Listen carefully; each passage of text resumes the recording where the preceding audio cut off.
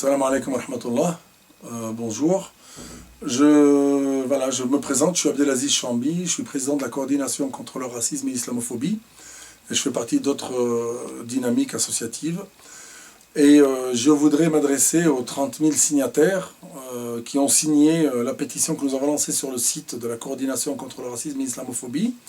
Lorsque la loi sur l'interdiction du foulard pour les assistantes maternelles votée par le Sénat le 17 janvier 2012 a été donc discutée puis votée au Sénat. Nous avons lancé un appel qui a été effectivement entendu par ces 30 000 signataires, qu'on remercie au passage, parce que c'est effectivement à travers ce genre de réaction, à ce genre de mobilisation, qu'on peut espérer faire reculer des politiques racistes ou islamophobes, ou qui portent atteinte à des droits fondamentaux. Parce que cette loi, effectivement, c'est une loi liberticide,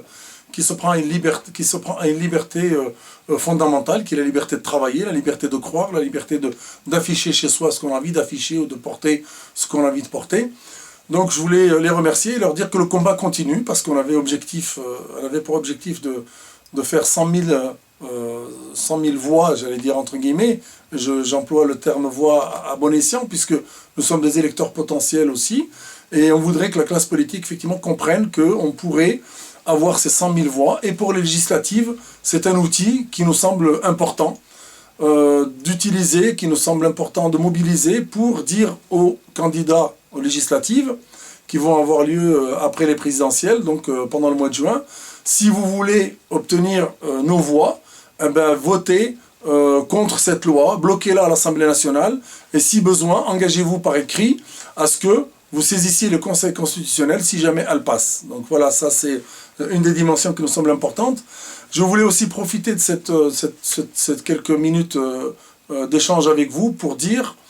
que nous avons lancé également une campagne qui s'appelle « Non à l'islamophobie » au premier tour des élections présidentielles. C'est vrai que ma voix et votre voix ne va pas changer grand-chose. Au fait que ce soit Sarkozy ou Hollande qui passe, ça ne changera pas grand-chose. Et nous, on voudrait au contraire que ce changement qu'on ne peut pas obtenir par notre voix au premier tour, on puisse l'utiliser là aussi à bon escient pour tirer une sonnette d'alarme en direction de la classe politique pour dire aujourd'hui, l'islamophobie, ça suffit.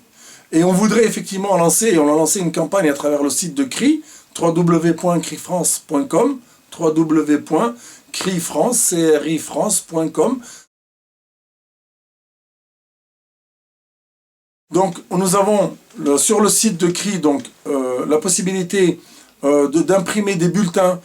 qui sont en lien avec cette campagne non l'islamophobie, on vous invite à mettre dans les urnes lors du premier tour. En sachant que lors du second tour, on ne va pas voter pour X ou Y, mais on va voter contre celui qui est le plus pire. Voilà, on ne va pas favoriser X ou Y, parce que sur la question de l'islam, malheureusement, l'islamophobie est la chose la mieux partagée par la classe politique, et on va voter contre le plus pire. Voilà, celui qui